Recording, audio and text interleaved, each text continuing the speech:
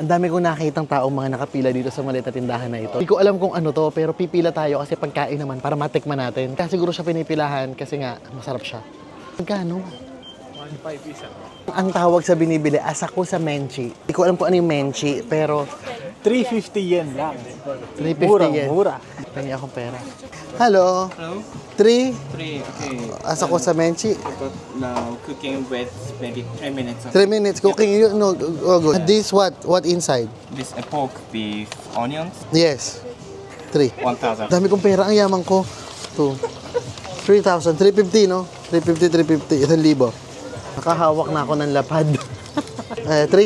Yeah, 1,050. Yes. Yes. My God, many confused. This one 50? Yep. That's one. The with that? Yeah. This 50. Yeah, this one. Yes! Yes. 1,050. Oh, good. Ang laki ng pera nila dito, nakakalito. This 5. 5. Ah, okay. What you can buy with 5? Nothing. Don't say it, sorry. I don't know. Ito na yung binili natin na asako sa menchi. Tatlo to. 360 yen ang bawat isa. At sabi, pork daw yun nasa loob. Titikman natin.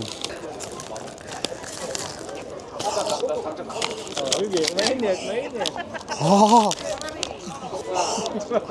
Masarap siya. Para siyang meat pie na crispy. Oh!